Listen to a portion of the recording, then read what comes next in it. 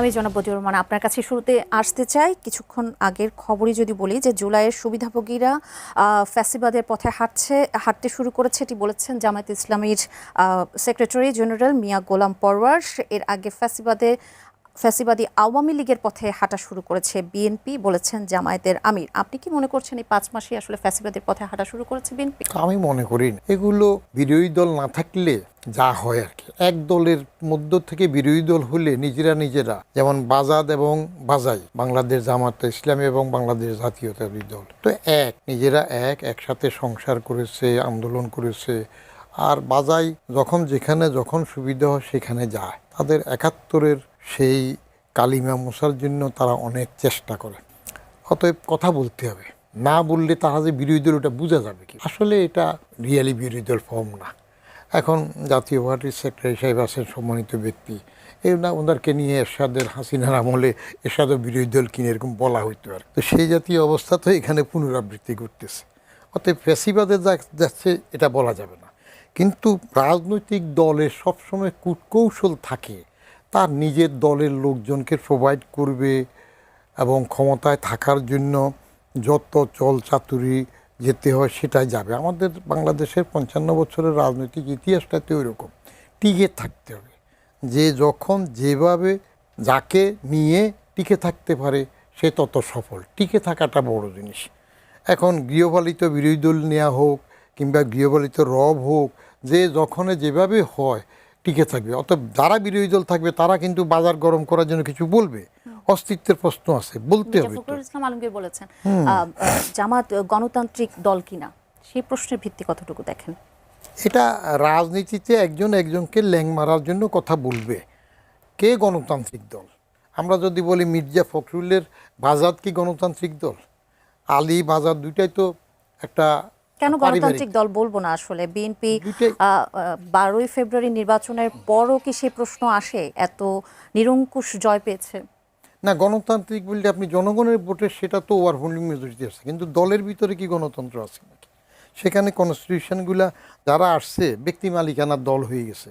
এই যে হাসিনা 17 মে 81 এসে বসলো, তার দলে আর কেউ উপযুক্ত হয় না, সব সময় উনিই কেবল হয়ে যান। তারপরে এরশাদের আমলে এরশাদি হন, আবার আপনার বাজাদের আমলে খালেদা জিয়া আসার পর থেকে উনি ছাড়া আর কেউ সভাপতি হইতে পারে না। তো গণতান্ত্রিক দলের মধ্যে কনস্টিটিউশন যদি এমন হয়, ভোট হয়, তো বলে দেখি সাফাই গায় যে কাউন্সিলে সবাই বলেছে উনি সিদ্ধান্ত নেবেন, এবং কাউন্সিলে বলেছে বা দল জানুক বা না জানুক, এই যে চুপ্পু যে আমাদের রাষ্ট্রপতি হয়ে গেল, দলের কেউ জানতো না। হাসিনা গণতন্ত্রের একমাত্র মালিক আওয়ামী লীগের, উনি করে দিয়েছেন। অতএব এগুলো দলীয় চরিত্রে গণতান্ত্রিকভাবে দল কিনা, ভোট হয়েছে গণতান্ত্রিক, ভোট বেশি পেয়েছে, সেটা সবসময় এক এক দল এক একটা পায়। আর আমাদের দেখে রাজনীতির একটা হুজুক আছে, সেটা হইল যে যখন ক্ষমতায় থাকে তার একটা ক্যারিজমেটিক রোল থাকে। কেমন? কাউকে মেরে আসুক, কু করে আসুক, কিংবা সরিয়ে দিয়ে আসুক, আসলে একটা হিরো বনে যায়। হ্যাঁ, বঙ্গবন্ধু হত্যার পরে জিয়াউর রহমান ওভারওয়েলমিং মেজরিটি পেয়ে গেছে। আবার এরশাদ সাহেব আসার পরে সাত্তার সাহেবকে আউট করে তিনি একটা ভালো মেজরিটি পেয়ে গেলেন, টিকে রইলেন। এরপরে পার্লামেন্টারি ফর্মে আসার পরে বেগম জিয়া আপনার আপসীর নেত্রী হিসেবে টিকে আসলেন। তারপর তত্ত্বাবধায়ক বা ওই জাতীয় সরকার সাহাবুদ্দিনের প্রথম সহ রোটেশনে একদল আসা শুরু হলো। যেই হাসিনা টের ফেল যে এইরকম হলে তো আবার আমি পরাজিত হইতে পারি, অতএব তত্ত্বাবধায়ক ব্যবস্থা বাদ দিল। তত্ত্বাবধায়ক ব্যবস্থা বাদ দেওয়াটাতে আমি ব্যক্তিগতভাবে খুশি হয়েছিলাম। তার কারণ যারা 5 বছর দেশ শাসন করবে, চালাবে, তাদেরকে নিযুক্ত করার জন্য 3 মাসের একটা বানর দরকার নাই। তো বানরের পিঠাভাগের জন্য বানরকে আনতে হবে না তো পিঠাভাগের জন্য। তাহলে এটা কার ব্যর্থতা? রাজনীতিকদের ব্যর্থতা। রাজনীতিকরা তাদেরকে কেউ বিশ্বাস করে না, সেই জন্য আরেকজনকে তাদের নির্বাচন করে দেওয়ার জন্য আনতে হয়। ওয়াই? জি। বুঝতে পেরেছি। আমি জনাব শামীম হায়দার পাটোয়ারি এই প্রশ্নটাকে আপনার কাছে আসতে চাই যে মির্জা ফখরুল ইসলাম আলমগীর বলেছেন বিএনপিকে যারা ফ্যাসিবাদের দল বলে তাদের জ্ঞানের অভাব রয়েছে এবং জামায়াত গণতান্ত্রিক দল কিনা সে প্রশ্ন তিনি রেখেছেন। এর আগে যেটি জামায়াতের আমিরও বলেছেন যে বিএনপি আওয়ামী লীগের পথে হাঁটা শুরু করেছে, সময় দেওয়া হবে না। এই ধরনের হুঙ্কার তর্জন গর্জন কি সময় হয়েছে সেটির? না, আমি মনে করি ইটস টু আর্লি। বিএনপিকে সেভাবে হার্শ ক্রিটিসিজম এখনই করা উচিত না।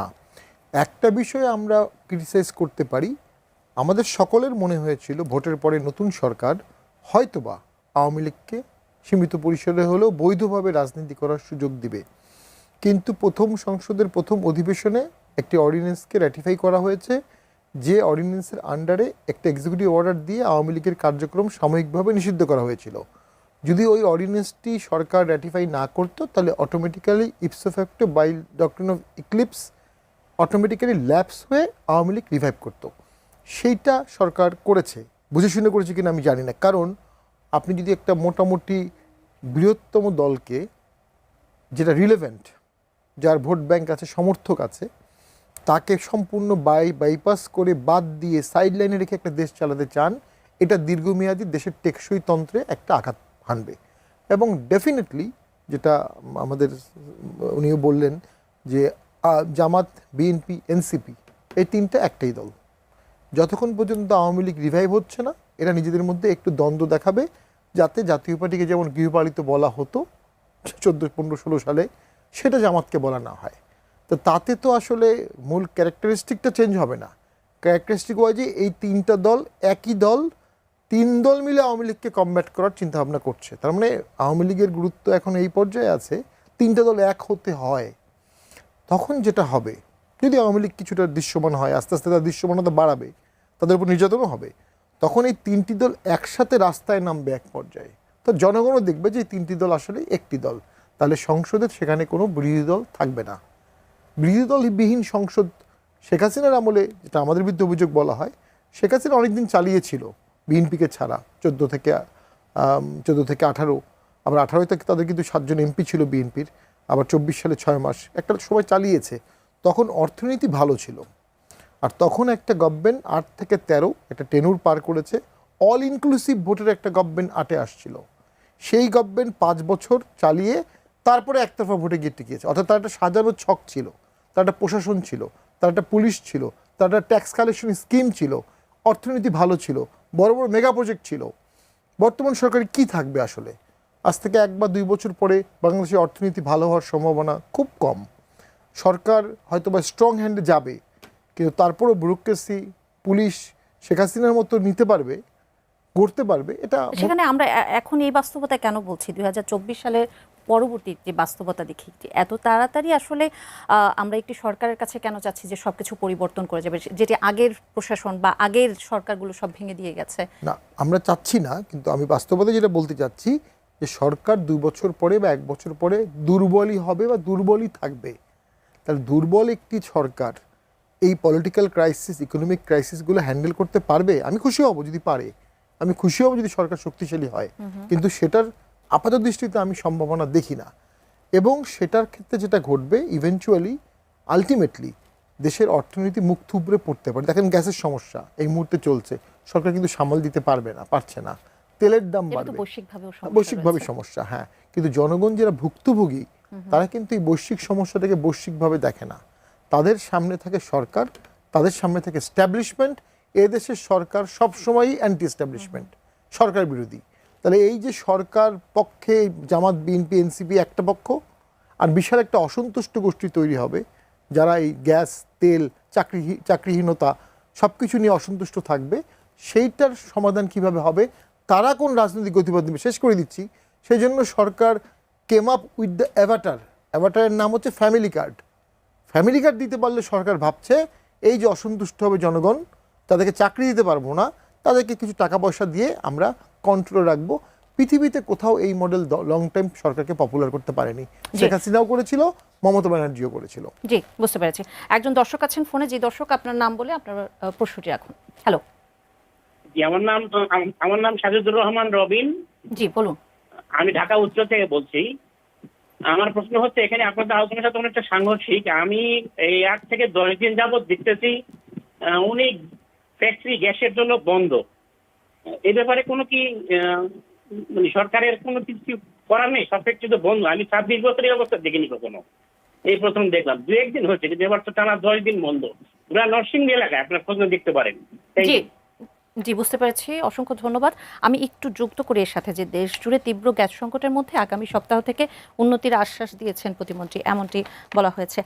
আপনি কিছু যুক্ত করতে চান কিনা জনাব বদিউর রহমান? বিশেষ করে বৈশ্বিক যে পরিস্থিতি রয়েছে গ্যাস সংকটের এই সময়টাতে। আমাদের তো বললো কোথায় কি এই, গ্যাসের কি একটা নষ্ট হয়েছে, ঠিক করতে পারতেছে না, সেই জন্য। আর প্রতিমন্ত্রী তো আজকে বললেন যে 7 দিনের মধ্যে সংকট কমে যাবে। তো 7 দিন তো অপেক্ষা করতে হবে, কমে কিনা দেখা যাক। জি কারণ আমরা তেলে যখন ক্রাইসিস হলো, অকটেনের সেই সময়ও একই অবস্থা দেখেছিলাম। তো সেটা নিয়ে তো ভিন্ন কথা উঠলো, মজুদ করে ফেলছে।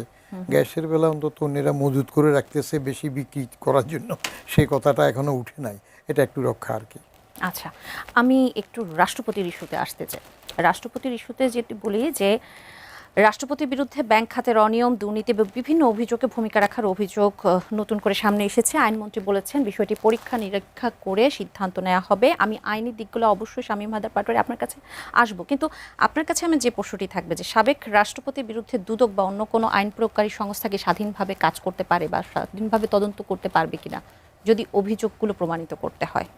স্বাধীনভাবে কাজ করতে পারবে কি না শুধু রাষ্ট্রপতি কেন, যদি বদিউর রহমানের বিরুদ্ধেও স্বাধীনভাবে কাজ করতে পারবে কি না এটা নির্ভর করে তারা কতটুক স্বাধীনতা ভোগ করতে পারে। দুদকের কথা বললেন, তো দুদক নিয়ে আমি একবার আমার একটা কলামে লিখেছিলাম, দুধ দই কই। দুদক, সংক্ষেপে দুদক, দুধ দই কই। তো সেই সময় বেসিক বাচ্চু ধরতে পারে না। তো একজন চেয়ারম্যান ছিলেন ইকবাল, শেখ হাসিনার খুব প্রিয় ব্যক্তি ছিল। তো বললাম যে ইকবাল, বেসিক বাচ্চুর এত কথা শোনা যায় কিন্তু তোমরা কিছু করো না। বলে স্যার এটা আপনার সাথে আমি টেলিফোনে আলাপ করতে চাই না, কারণ হি ওয়াজ মাই ডেপুটি সেক্রেটারি, আমি ইয়ারডিতে রেশন চাকরি দেখতে। তো এখন দুদকের মোমেন্ট চলে গেল কেন? মোমেন্ট তো মোটামুটি একটু শক্তভাবে কিছু কাজ করতেছিল আমরা শুনলাম। সরকার, এই দেশের সবচেয়ে বড় মাস্তান হইল সরকার। সরকারের চাইতে বড় মাস্তান কেউ নেই। তো সরকার যদি সদিচ্ছা না রাখে যে দুদক স্বাধীনভাবে কাজ করুক, তাহলে আইন দিয়ে কাজ হবে না, পরিষ্কার কথা। রাষ্ট্রপতির বিরুদ্ধে রাষ্ট্রপতির দায় মুক্তিটা হইল যতদিন তিনি রাষ্ট্রপতির কার্যভারে ছিলেন ততটুক, রাষ্ট্রপতি চেয়ারে যতদিন কাজ করেছেন ততদিনের ওনার দায় মুক্তি। ওই সময়ের কাজের জন্য তাকে আটকানো যাবে না। কিন্তু তার আগের পিরিয়ড যদি উনি কোনো অন্যায় করে থাকেন, ফৌজদারি অপরাধ করে থাকেন, সেগুলা করা যাবে, তদন্ত করা যাবে, ধরা যাবে। আবার পরের পিরিয়ডে যদি এখন বাসায় চলে আসছেন যদি করে, সেটাও ধরা যাবে। প্রশ্ন হলে করবেন কি না, কতটুক করবেন, কারণ কে কাকে কতটুক খাতির করবেন। আর সুপ্রিম বেলায় তো একটা ঐতিহ্য আছে যে রাষ্ট্রপতি, ওই একটা আমি তাজ্জব হইলাম, আমার একটা কলামে লিখলাম যে রাষ্ট্রপতি হইলে কি নামের পিছন অংশ কেটে ফেলতে হয় নাকি? আব্দুল হামিদ যখন স্পিকার ছিলেন তিনি আব্দুল হামিদ অ্যাডভোকেট লিখতেন, এমপি হিসাবে স্পিকার থাকতে অ্যাডভোকেট। যে রাষ্ট্রপতি হইলেন উনি নামের পিছন দিয়ে লেজটা কেটে ফেললেন, আব্দুল হামিদ অ্যাডভোকেট কাটা। সুপ্পু তার কলাম লেখার থেকে শুরু করে কমিশনার দুদকে টুদকে যতক্ষণ বিচার যখন ছিলেন তখন তিনি শাহাবুদ্দিন সুপ্পু, এখানে এসে সুপ্পু কেটে ফেললেন। এখন কি অ্যাফিডেভিট করে কাটলেন না কেমনে কাটলেন? আবার ওই নামটুকু কাটলে তার নাম দেখে নির্বাচন কমিশন আবার তাকে অ্যালাউ করলো কীভাবে নামের নাম মিললে। তো এই জাতীয় এদেরকে নিয়ে আপনি কথা বলে তো লাভ নেই। ফেভার সরকারের উপর নির্ভর করে, সরকার কি সিরাতুল মুস্তাকিম থাকবে নাকি অন্য দিকে যাবে? শামীম হায়দার পাটোয়ারি, স্বরাষ্ট্রমন্ত্রী বলেছেন রাষ্ট্রপতি দায়িত্ব পালনকালে সাংবিধানিকভাবে প্রিভিলেজড বা ইমিউনিটি ভোগ করেন। আমরা জানি 51 অনুচ্ছেদ অনুযায়ী তিনি সেটি পান এবং তাই তার বিরুদ্ধে ফৌজদারি অপরাধে মামলা করা যায় না। পদত্যাগের পর সাবেক রাষ্ট্রপতির বিরুদ্ধে কোনো অভিযোগ উঠলে বা তার আগে রাষ্ট্রপতি থাকার আগে যদি তার অপরাধের তদন্তগুলো চাওয়া হয় বা ফৌজদারি কোনো অপরাধের মামলা করা যায় কিনা? উনি সঠিক ব্যাখ্যা দিয়েছেন। উনি লয়ের ছাত্র এবং যখন ল সংবিধান নিয়ে উনি কথা বলেন আমি দেখেছি উনি এখন পর্যন্ত আমি পাইনি উনি কোনো ভুল বলেছেন। ওনার রাষ্ট্রপতি হওয়ার আগের কোনো ঘটনা নিয়ে এখন মামলা করা যেতে পারে, আইনে বাধা নেই, কিন্তু বাংলাদেশে কোনো নজির নাই যে কোনো রাষ্ট্রপতি তার রাষ্ট্রপতির পদ হারানোর পরে বা টেনুর শেষ হওয়ার পরে তার বিরুদ্ধে আগের ঘটনা নিয়ে মামলা হয়েছে, এমন একটা নজিরও নাই। আরেকটা নজির হতে পারে এখন থেকে অনওয়ার্ডস তার কোনো কাজের কথার জন্য তার বিরুদ্ধে মামলা হতে পারে। বি চৌধুরী 2000 সালের দিকে 2003-4 সালের দিকে তো উনি পদত্যাগ করলেন, তারপরে তার বাসায় অ্যাটাক হলো, তিনি আর তার ছেলে রেল লাইনের মধ্যে বসেছিলেন, মনে আছে ছোটোবেলা না, সে স্টুডেন্ট আমি, কিন্তু তার বিরুদ্ধে মামলা হয়েছে আমরা মনে হয়নি আমার কাছে। এটা উচিত না মামলা হওয়া। বিএনপি শাহাবুদ্দিন চুপ্পুর বিরুদ্ধে কেন মামলা করবে? লজিক্যালি যদি আপনি চিন্তা করেন, শাহাবুদ্দিন চুপ্পু এবং জেনারেল ওয়াকার ছিল বলে বাংলাদেশে একটা ভোট হয়েছে। শাহাবুদ্দিন চুপ্পু এবং জেনারেল ওয়াকার ফার্মলি চেয়েছে বাংলাদেশে ভোট হোক, অগণতান্ত্রিক সরকার বা বিনা ভোটের সরকার যেন দীর্ঘদিন না থাকে, দেশের যেন কনস্টিটিউশনাল একটা কন্টিনিউশন থাকে, সেটাতে কন্ট্রিবিউট করেছে এনারা। উনি যদি 5 তারিখের পরে চলে যেত, পালিয়ে যেত, তাহলে 8 তারিখে ডক্টর ইউনূসকে শপথ নিত কে? ডক্টর ইউনূসকে শপথ নেওয়ার পরে নতুন সরকারকে শপথ নিল কে? শাহাবুদ্দিন চুপ্পু। হ্যাঁ, তার টেনুরটা শেষ করতে দেওয়া উচিত ছিল, এটা আমার ব্যক্তিগত অভিমত, সেটা বিএনপির পলিটিক্যাল ব্যাপার। কিন্তু তাকে যদি মামলা দেয় তাহলে আমি বলবো যে লোকটা ট্রানজিশনে হেল্প করলো, ডেমোক্রেটিক রেস্টোরেশনে যতটুকু তার ক্ষমতা কিছুই নাই, হেল্প করেছে, তাকে আপনি কেন সরিয়ে দেবেন? তিনি তো এই বিএনপির ট্রানজিশনে এখন পর্যন্ত কোনো বাধা সৃষ্টি করেনি। এবং তিনি তো অসুস্থতার কারণ দেখিয়েছেন। কারণ অসুস্থতা হলো, আমরা বাংলাদেশের কোনো মানুষ মনে করে না তিনি অসুস্থতার কারণে পদত্যাগ করেছেন, এবং এরকম পর্যায়ে এটা পলিটিক্যাল না। আরেকটা হচ্ছে, বাংলাদেশের 2জন রাষ্ট্রপতি তো মারা গেছেন, জিয়াউর রহমান এবং বঙ্গবন্ধুকে তো হত্যা করা হয়েছিল। খন্দকার মোশতাক তো 3 তারিখে চলে গেল, 3 তারিখে তো উনি চলে গেলেন বঙ্গভবন থেকে হাঁটতে হাঁটতে খালি পায়ে, এবং তখন ওই জেনারেল ওসমানী আর খন্দকার মোশতাক তারা হ্যান্ডশেক করে বললেন, old man we played a bad game, বিখ্যাত ডায়লগ। তো খন্দকার মোশতাকের বিরুদ্ধেও তো ওর পরে অনেক দিন পর্যন্ত আমার জানা মতে কোনো মামলা হয়নি। হয়তো আওয়ামী লীগ থাকলে বঙ্গবন্ধু হত্যার মামলা হতো, তার আগেই উনি মারা যান। রাষ্ট্রপতি বা সাবেক রাষ্ট্রপতির বিরুদ্ধে মামলা করা উচিত না। এই চেয়ারটাকে বাংলাদেশের সমস্ত আর্মি স্যালুট করে, এই চেয়ারটাকে বাংলাদেশের সর্বাধিনায়ক বলা হয়, এবং পলিটিক্যালি অনেক কিছুর ঊর্ধ্বে ভাবা হয়, যদিও সেটা কার্যত হয় না। তো আমাদের এই যে ক্যালাস বিলো বা ক্যালাস যে ছেলেপেলেগুলো আছে, এনারা সব কিছুকে গালি দেওয়াটাকে রাজনীতি মনে করে, সব পদ, সব ব্যক্তি। ফলে যেটা হচ্ছে, জাতিসত্তা রাষ্ট্রসত্তা একটু একটু করে চিট ধরছে। একটা সিম্বল থাকবে তো, সিম্বল অফ ইউনিটি, রাষ্ট্রপতি পদটা হচ্ছে সিম্বল অফ ইউনিটি। কেন তার কাছে শপথ নেবে সবাই? তিনি তো ইলেক্টেড না, তার কাছে শপথ নেয়, কারণ কি? ওই যে ইউনিটি। তো এই জিনিসটা শাহাবুদ্দিন চুপ্পু সাহেব করেছেন, ডিসরাপ্ট করেনি। আমি গভীরভাবে তাকে পর্যবেক্ষণ করেছি 5 তারিখ থেকে অনওয়ার্ডস। উনি বিপ্লব আন্দোলনকে অ্যাডজাস্ট করেছেন। ওনার একটা বিষয়ে আমি পলিটিক্যালি বলবো হয়তো বা ইনকারেক্ট, যখন ওনাকে আওয়ামী লীগের বিরুদ্ধে বক্তব্য দিতে বলা হলো পার্লামেন্টে, ওনার তার আগেই রিজাইন করা উচিত ছিল। অথবা রিসেন্টলি পার্লামেন্টের বাইরে একটা বক্তব্যে উনি আওয়ামী লীগের বিরুদ্ধে বলেছেন। আমার কাছে মনে হয়েছে এইটা করার পরেই বিএনপির মনে হয়েছে এখন ওনাকে সরিয়ে দেওয়া যেতে পারে। ওনার মাধ্যমে আওয়ামী লীগের বিরুদ্ধে একটা স্টেটমেন্ট নেওয়া হয়েছে, ওনার কাছে শপথ নেওয়া হয়েছে, ইলেকশন হয়েছে, হিজ পারপাস সার্ভড, এখন ওনাকে সরিয়ে ফেলা হয়েছে।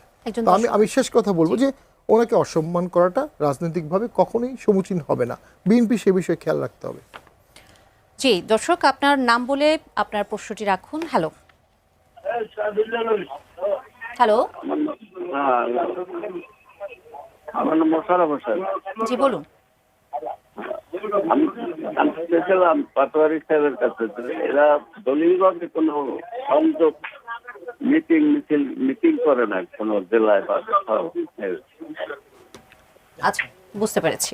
একটু প্রশ্নটির উত্তর চাবো আপনার কাছে। না, আমরা করেছি, হয়তো বা কম হচ্ছে আস্তে আস্তে। আমরা বিগত নির্বাচনে অংশগ্রহণ করার পরে ন্যাচারালি আমাদের ইলেকশনের রেজাল্টটা আমাদেরকে শকড করেছে, কিন্তু আমরা ডিমোরালাইজ না, আমরা আস্তে আস্তে গুছাচ্ছি। এবং আমরা স্থানীয় সরকার নির্বাচনে কি আপনারা অংশগ্রহণ করবেন? দেখুন, যেহেতু ওখানে মার্কা থাকবে না এখন পর্যন্ত, সেই হিসাবে আমি মনে করি এটা দলীয়ভাবে খুব প্রভাবিত করার কিছু নাই। এখনো পর্যন্ত আমাদের দলীয় সিদ্ধান্ত, আমাদের কোনো কর্মী নেতা যদি অংশগ্রহণ করে আমরা বাধা দেব না। জি, আমি জনাব বদিউর রহমান, রাষ্ট্রপতির পদত্যাগের পর যে প্রশ্নটি আসে যে রাষ্ট্রপতি নির্বাচনের প্রক্রিয়াটার ব্যাপারে যখন আসে, সেটি আমরা জানি যে 90 দিনের মধ্যে সেই প্রক্রিয়াটি সম্পন্ন হবে।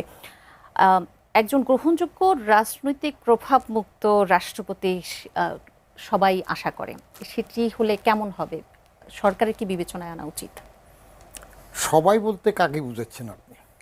সবাই বল না, বলতে সবাই সবাইকে বলতে কি আপনি বুঝাচ্ছি। জনগণ মনে করেন?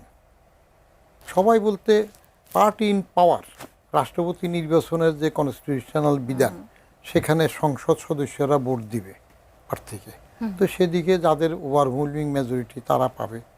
এখন বাজাত ক্ষমতায় আছে, তাদের মেজরিটি বেশি, তারা যে ক্যান্ডিডেট দেবে এটা হবে। এবং ওটার সাথে প্রতিদ্বন্দ্বিতা করার জন্য ওই যে বিরোধী তথাকথিত বিরোধী দল যেটা আছে জোট ফোটে, ওই যে জানাফা এবং বাজাই, জামাত ইসলামী আর বাচ্চা কাচ্চার দল, এরা আদৌ প্রার্থী দেবে কিনা সেটা বিবেচনার বিষয় আছে। তাহলে সবাই বলতে বাজাত, বিএনপি যাকে মনোনয়ন দিবে তিনি হবেন। এখন প্রশ্ন আসবে কাকে দেবে তারা নিশ্চয় মাথায় রাখবে হিসাব করে, যেমন এই যে শাহাবুদ্দিন সুপ্পুকে বাদ দিল 5 মাসের পরে, এটা রাজনৈতিক কৌশল, নিজেরা একটু স্থিত হওয়ার জন্য, ঝামেলাগুলো কাটে ওঠার জন্য এটা দরকার আছে। অধিবেশন শুরু হলে সেখানে একটা এই সুপ্পুদের মতো লোককে দিয়ে আবার ফ্যাসিবাদ, আওয়ামী লীগকে ফ্যাসিবাদ বলবে। সুপ্পুর যদি নিজস্ব সামান্যতম ব্যক্তিত্ব থাকতো, তাইলে হাসিনাকে কদমবুসি করতে গেল, সেখান থেকে আবার প্রেসিডেন্ট হয়ে আসলো, তাহলে তিনি যেদিন তার এরা আসলো তারপরে উনি স্বেচ্ছায় চলে যেতে পারতেন। ইভেন 5ই অগাস্টের পরেও তো উনি চলে যেতে পারতেন। স্পিকার শিরিন শারমিন চৌধুরী তো সাথে সাথে ওখান থেকে যায় নাই, উনি পদত্যাগ করতে পারতেন। এখন ক্ষমতার লোভ, চেয়ারের লোভ মানুষকে অনেক সময় পেয়ে বসে। এটা পেয়ে বসলে তখন আর হুঁশ থাকে না, সে বেহুঁশ হইলে যে কথাগুলা উঠে, সুপুরবেলা সে অবস্থা হইল। এখন সবাই যেটা চায় তেমন দেবেন কি না, এগুলো অতীত অভিজ্ঞতাতে দেখা গেছে যে বদরুদ্দোজা চৌধুরীর মতো লোক প্রেসিডেন্ট জিয়া যখন পার্টি করলেন, তখন তিনি পার্টির জেনারেল সেক্রেটারি কে হবে সেটার জন্য নিজের লোকজনদের কাছে ক্রাইটেরিয়া দিলেন, এই গুণ থাকতে হবে, এই গুণ থাকতে হবে, এটা থাকতে হবে। দেখা গেলে সবগুলো মিলালে শুধু বদরুদ্দোজা চৌধুরীর মধ্যে এই গুণগুলো পাওয়া যায়, ওরা তাকে আনবে। সেই বদরুদ্দোজা চৌধুরী পরে খালেদা জিয়ার আমলে কী হইল, রেল লাইন দৌড় দিলেন। কারণটা কি? একটু স্বাধীনচেতা থাকতে চাইলেন, একটা মাজারে যেতে চায় নাই, বলছে তাহলে আমি পার্টিজান হয়ে যাব প্রেসিডেন্ট হিসেবে, তখন তাকে এবার বাদ দিতে গেল এবং রেল লাইনে দৌড় দিল। কি ন্যাক্কারজনক অবস্থা! অথচ ডাক্তার হিসেবে কত নাম করা ডাক্তার ছিলেন। রাজনীতিতে এগুলো মেনে নিতে হবে।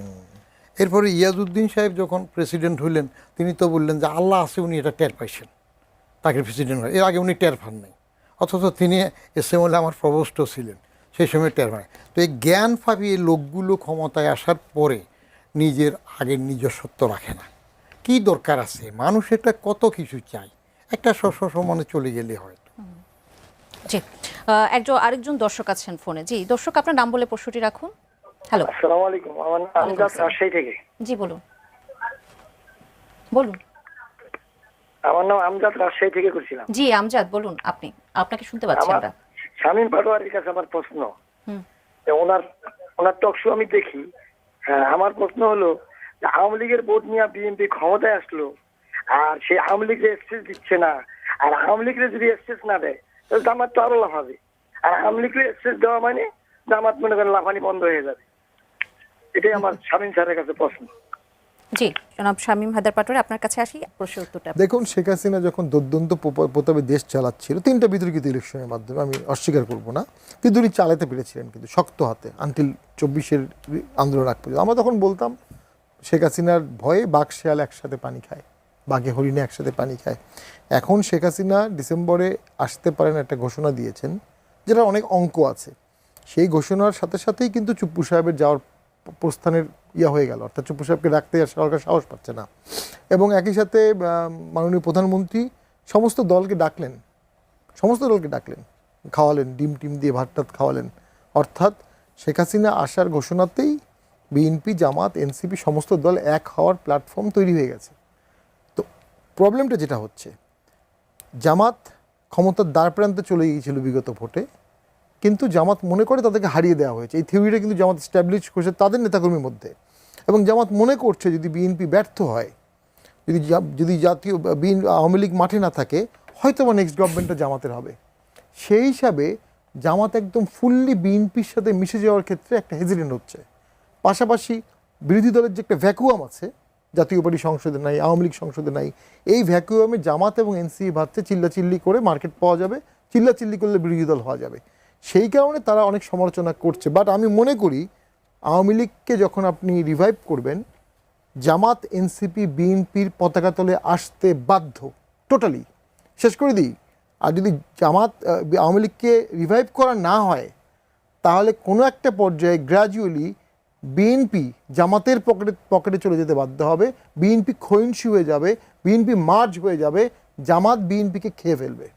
কারণ জামাত একটা হার্ডলাইন দল, ওই পাশে পর্দার পারে বা নিষিদ্ধ হয়েও আওয়ামী লীগ একটা হার্ডলাইন দল। সেই তুলনায় বিএনপি সফট দল, অ্যাকোমোডেটিভ দল, ইনক্লুসিভ দল, মডারেট দল, তাদের হার্ডলাইন কর্মী নাই, জীবন দেওয়ার মতো কর্মী কম।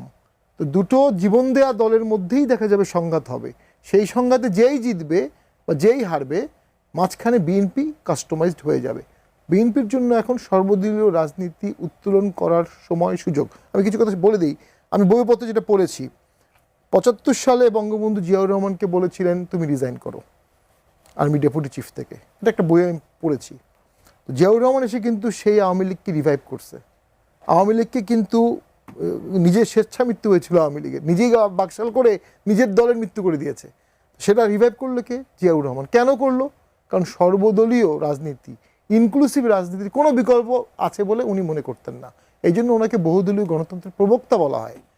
এখন যদি মাননীয় প্রধানমন্ত্রী আওয়ামী লীগকে রিভাইভ করতেন যে কোনো আইনি প্রক্রিয়ায়, তিনি বাংলাদেশের নতুন রাজনীতির ধারক বাহক জনক হতেন।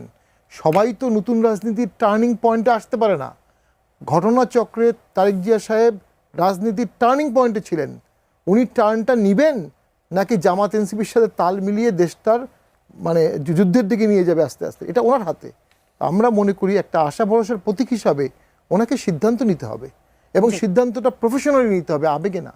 জি, জনাব বদিউর রহমান, স্থানীয় সরকার নির্বাচনের আলোচনা একটু আসি। স্থানীয় সরকার নির্বাচনের আলোচনা চলতেছে এবং স্থানীয় সরকার নির্বাচনের তফসিল ঘোষণার আগেই ঢাকা দক্ষিণের সাদিক কায়েম ও আসিফ মাহমুদের নাম আসায় নির্বাচনী সমঝোতা নিয়ে বেশ প্রশ্ন উঠছে।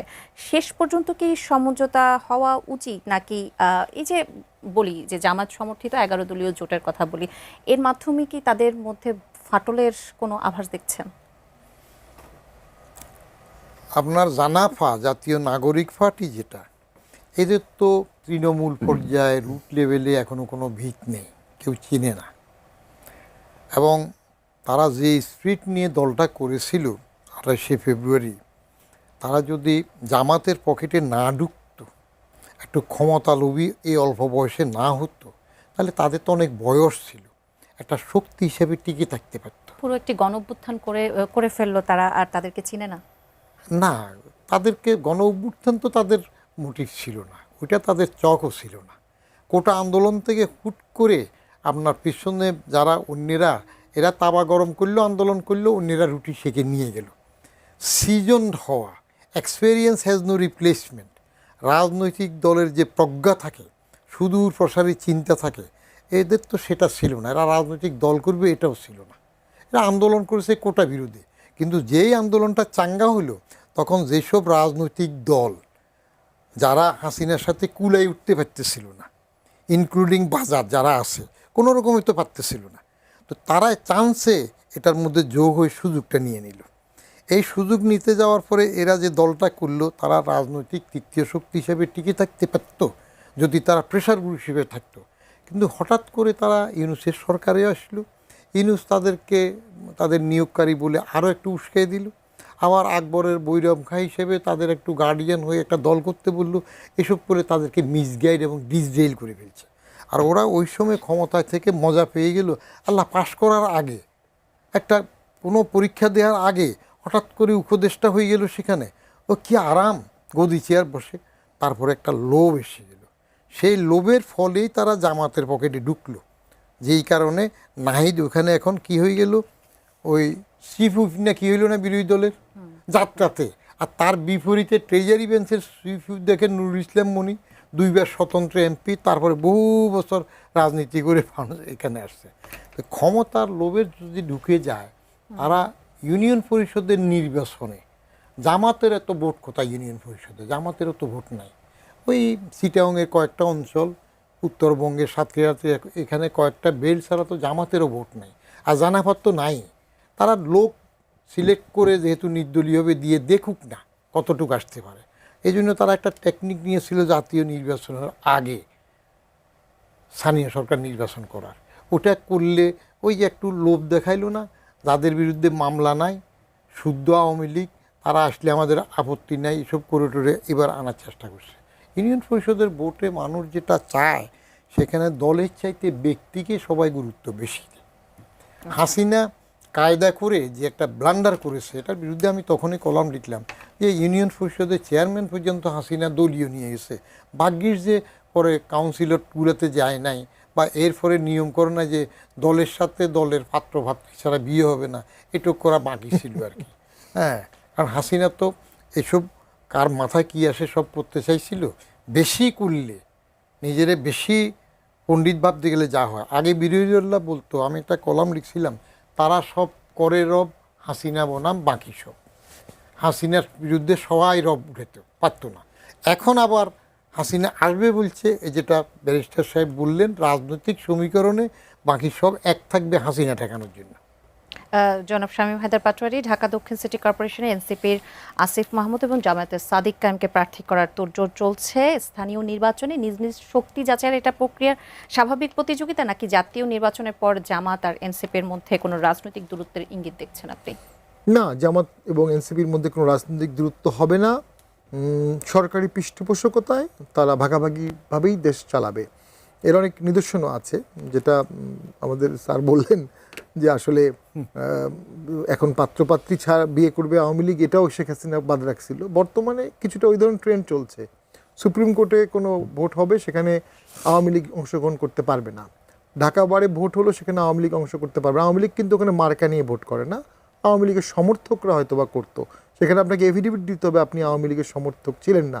নিষিদ্ধ দলের সমর্থক হয় কীভাবে? দলটা তো এই মুহূর্তে নিষিদ্ধ, সমস্ত পদ সাসপেন্ডেড, সব নিষিদ্ধ।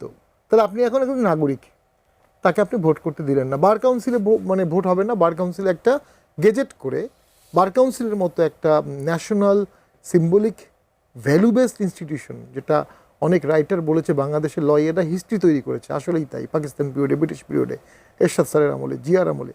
তো সেখানে কিন্তু ভাগাভাগি করে অ্যাডহক কমিটি করা হয়েছে। বিএনপি নিয়েছে মেজরিটি পদ, এনসিপি একটা পদ, জামাত দুটো পদ, এইভাবে ভাগাভাগি হয়েছে। সেখান থেকে মাঠে স্থানীয় সরকারেও ভাগাভাগি হবে, আবার কোনো কোনো জায়গায় কন্টেস্ট হবে। এটাই হবে পার্থক্য। এনসিপির আমি মনে করি এনসিপির কিন্তু নিজস্ব ঝুলিতে যে কোনো ফর্মেটি হোক, জুলাই ছিল, জুলাই নিয়ে এনসিপি আর অনেক দিন রাজনীতি করতে পারতো।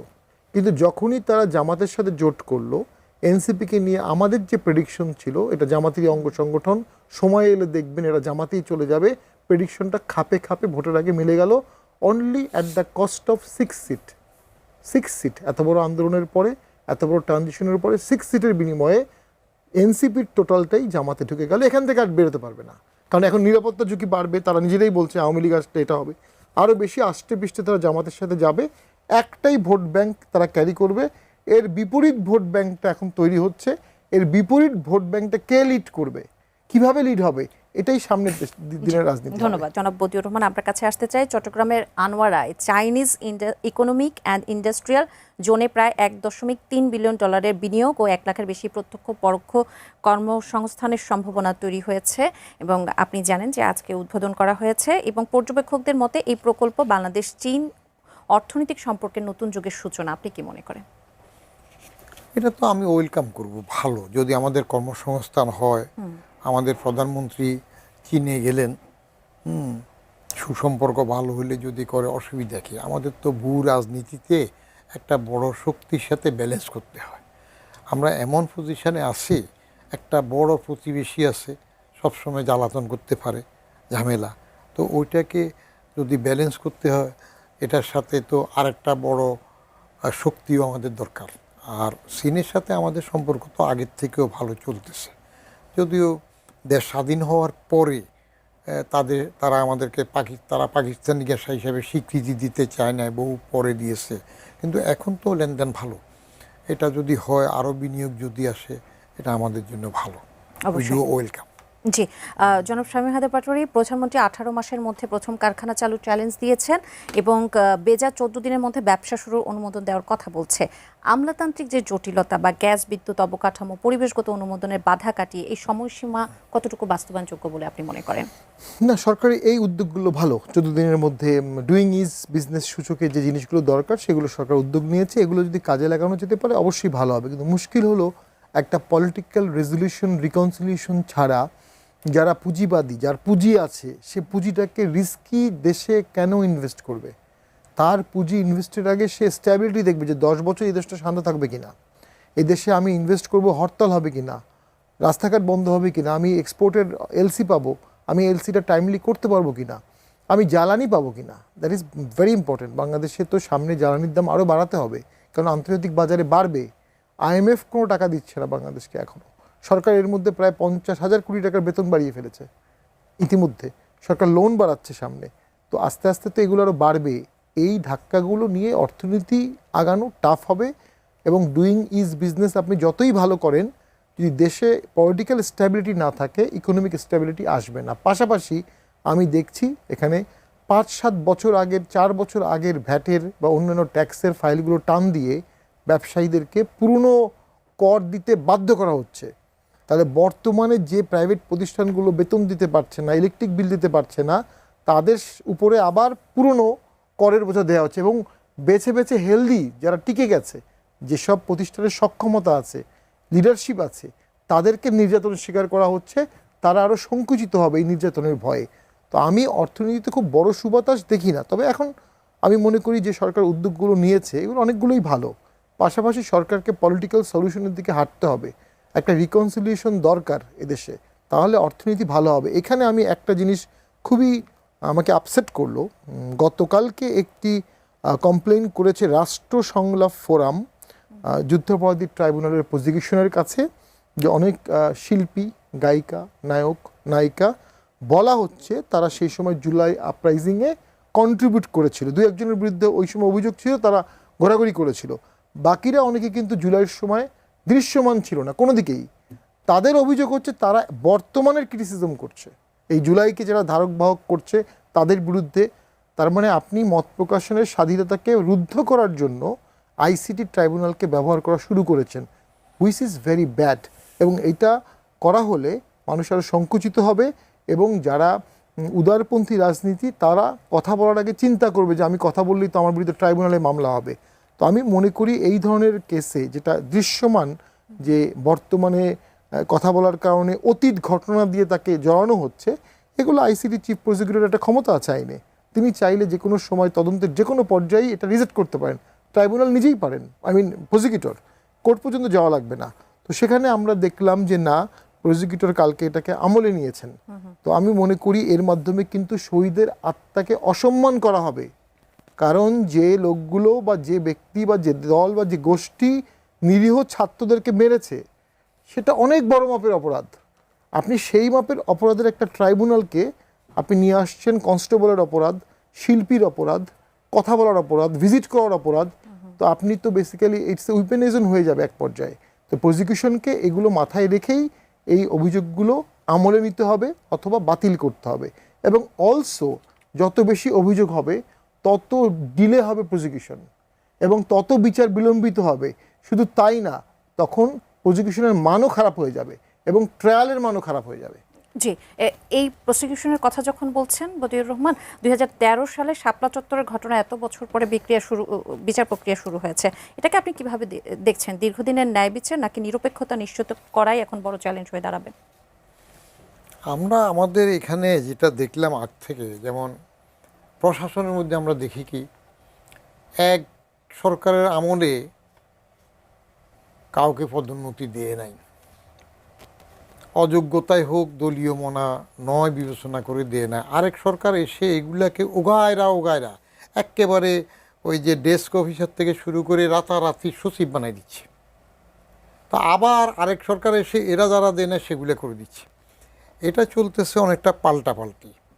আপনার এখন এই শাপলা চত্বরের সে সময় আওয়ামী সরকারকে ফেলে দেওয়ার তো একটা পায়তারা হয়েছিল। তখনকার মঞ্চে ঢাকাবাসীকে অনুরোধ করছে এদেরকে সহায়তা করেন কে? বেগম খালেদা জিয়া। ওই মঞ্চে উঠে তাদের সপক্ষে কথা বলছে কে? প্রেসিডেন্ট এরশাদ। অন্য নেতারা সবাই উঠছে। তখন আওয়ামী লীগ ভয় পেয়ে গেছে যে সমাবেশ হচ্ছিল এটা যদি সাইজ করা না যায় তাহলে ওই দিন কিন্তু সরকার পতন হয়ে যায়। তো প্রত্যেকে অস্তিত্বের জন্য চাইবে। যেমন 28শে অক্টোবরে পল্টনের জনসভা, যেটা বিএনপির, যে সাউন্ড গ্রেনেড থেকে শুরু করে জবরদস্তিমূলক বন্ধ করে দিল, অস্তিত্বের জন্য বন্ধ করেছে, ভয় বন্ধ করেছে। কেমন? তো সেটার প্রতিশোধ এখন একটার পরে একটা, যে যেটা আসে সেটা প্রতিশোধ। যেটুক হয়ে যায়, একবার হয়ে গেলে নিরপেক্ষভাবে সেই বিচারটা যদি হয় সবাই ওয়েলকাম করবে, এটা ঠিক আছে।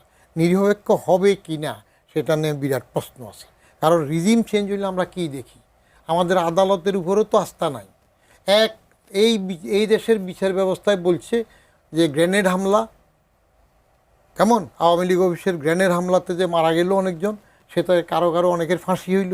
রিজিম চেঞ্জ হইল, আরেক বিচারকরা এসে বলল কুল্লে খালাস, সবাই নিরপরাধ। তা আপনি বিচারের উপর আস্থা রাখবেন কেমনে? কোন বিচারটা সঠিক হচ্ছে বিশ্বাস রাখবেন কীভাবে? রিজিম চেঞ্জ হচ্ছে, কথা বদলে যাচ্ছে। খুন তো হয়েছে, তাহলে সেটার বিচার না। আচ্ছা, 1/6/1981 আপনি সব হত্যার বিচার হওয়াই দরকার, কোনো হত্যার বিচার না হওয়া আমাদের কাম্য না। তো 5 তারিখের 5ই মের বিচারও হওয়া উচিত, সবটার বিচার। অবশ্যই। 181-তে যে মেজর জেনারেল আবুল মঞ্জুরকে যে আটক অবস্থায় মেরে ফেললো, সেটা বিচার হয় না কেন? হতে গেলে বিচারক বদলে যায় কেন? তো সেই জিনিসগুলো দেখলে আমার বিচারের উপরে আস্থা মানুষের আছে কিনা ওইটা সৃষ্টি হতে হবে আগে। আস্থা সৃষ্টি হলে বোঝা যাবে এটা পার্টিজান নয়।